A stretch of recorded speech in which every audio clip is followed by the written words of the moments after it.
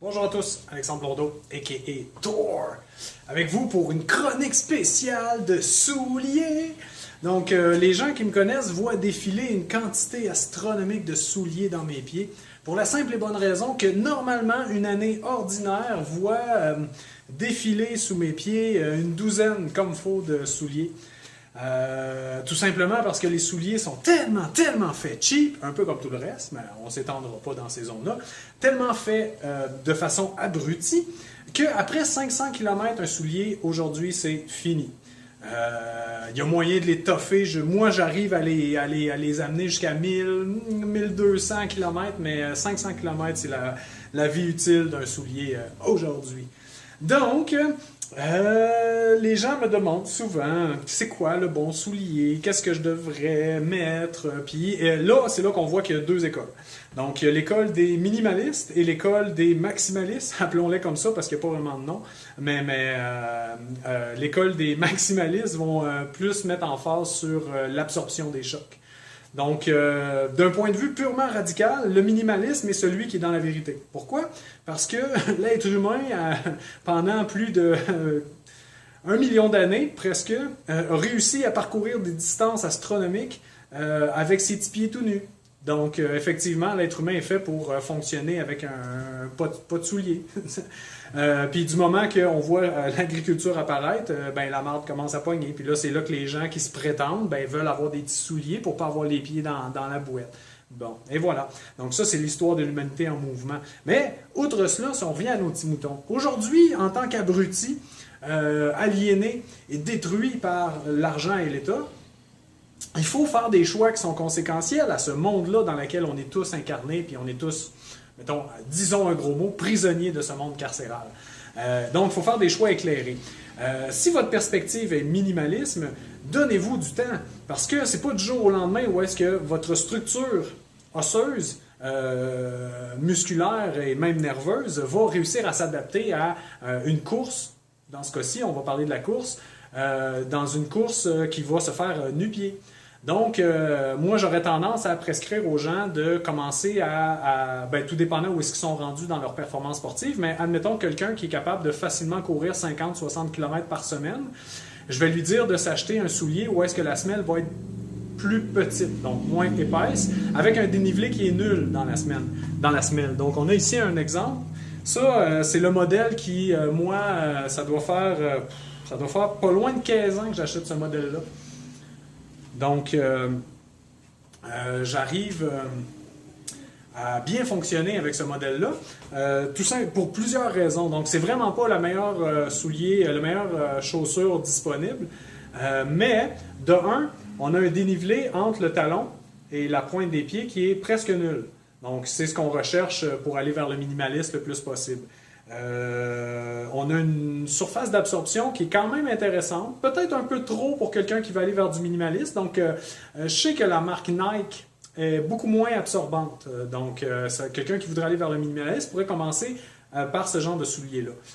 Puis, ultimement, je vous dirais, après au moins 2 ans d'adaptation, une personne pourrait aller directement sur les genres de souliers qu'on appelle les vrais souliers minimalistes, ceux qui, les fingertips, là, ceux qu'on peut rentrer les orteils dans des encoches. Pour ceux qui ont un pied qui est relativement standard, ça va bien fonctionner pour eux, ça.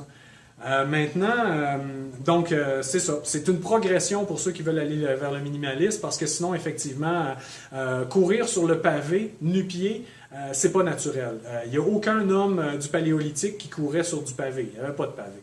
Donc, c'est de courir en montagne. Si vous voulez aller vers le minimalisme, commencez à aller de plus en plus dans des lieux naturels.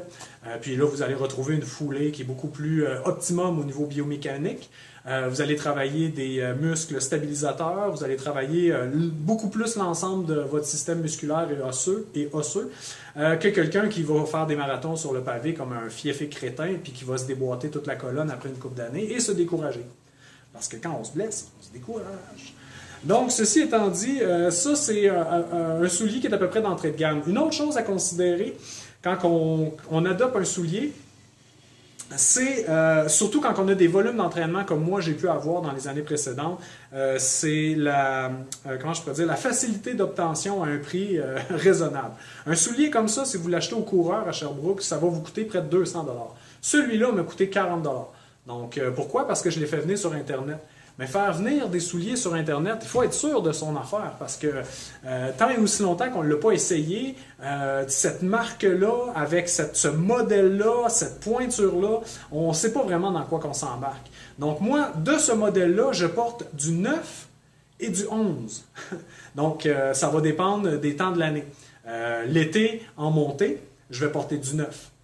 L'hiver, en descente, je vais porter plus du 11. Pourquoi? Parce que je vais mettre des chaussettes qui sont plus épaisses, en laine. La descente, c'est très raide.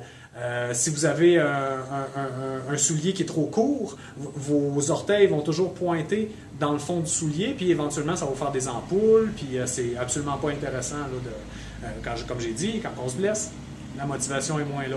Donc, quand on fait des longs parcours, on va essayer d'avoir à l'endroit où on a notre ravitaillement, d'avoir une paire de souliers qui va être en fonction du terrain où on va. Donc, la montée, plus petit soulier parce que c'est plus technique. On veut sentir le sol pour avoir une bonne propulsion. Donc, grosso modo, ça fait le lien. Donc, c'était ça pour les minimalistes. Maintenant, pour les personnes qui sont plus en parcours de développement sportif, moi, je conseille des souliers qui sont au contraire très épais. Donc, l'absorption va être meilleure. Donc, il y a ce type de personnes-là qui vont vraiment bénéficier pour être capables d'augmenter beaucoup plus rapidement leur volume d'entraînement en ayant une surface d'absorption qui est plus épaisse. Quand je dis épaisse, on peut aller jusqu'à ça, mais minimum 1 pouce. Donc, ces surfaces-là vont être pratiques pour les débutants. Et pour les gens qui font énormément de volume. Donc moi, j'ai les deux types de souliers. Celle que je vous ai présentée tantôt, qui est celle plus l'entraînement quotidien, parce que c'est un mode de vie. Là, faire des ultramarathons, on n'arrive pas du jour au lendemain, je vais faire 175 km. Là. Donc c'est une adaptation, tranquillement, pas vite. On arrive à s'adapter en faisant au quotidien, parce qu'on n'a pas le choix. Je veux dire, un entraînement de 4 heures, à part si, comme moi je le fais, ça devient ton mode de transport. 4 heures d'entraînement, à moins d'être entier, je vois mal comment quelqu'un peut réussir à rentrer ça dans son horaire. Donc, au jour le jour, j'aime mieux courir avec une paire de souliers qui est très minimaliste, pas autant que celle qui a juste les doigts, qu'on peut rentrer les doigts et qui n'a pas de semelle du tout, mais quand même une qui va me permettre un ressenti très proche de la surface. Où est-ce que je vais courir, ce qui va donner plus de traction, ce qui va aussi travailler beaucoup plus le neurologique. Donc, en sentant les surfaces, on va adapter notre pas, puis les muscles stabilisateurs vont être sollicités mieux. Mais sur des grandes runs, c'est clair, net et précis que je ne me passerai jamais de mes Hoka, qui sont une marque distribuée au Mountain Equipment Co-op.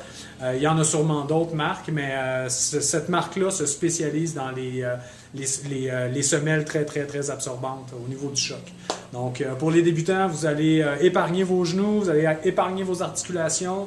Rendu là, arrêtez de vous soucier de ce que les autres pourraient penser. Là, je veux dire, ça n'a aucune importance. Moi, je vous dis, si vous commencez, vous voulez quelque chose qui absorbe. Si vous voulez aller vers le minimalisme, ben effectivement, c'est un cursus, hein, c'est un développement que vous allez faire par rapport à votre corps. Puis, à ce niveau-là, très important de toujours écouter son ressenti. Hein. Si vous êtes nu-pied, vous courez dehors, vous avez un mal dans la colonne vertébrale, très important d'adapter votre pratique en fonction de ça. Allez voir des spécialistes si pour vous c'est la bonne méthode. Moi, j'aime mieux écouter mon senti, mais il y en a d'autres que, en plus de ressentir quelque chose, ils vont aller creuser un peu plus avec des spécialistes. Les chiros, les massos sont là pour ça. Donc, moi, je vous encourage à trouver le bon soulier, puis à vous entraîner de plus en plus fréquemment.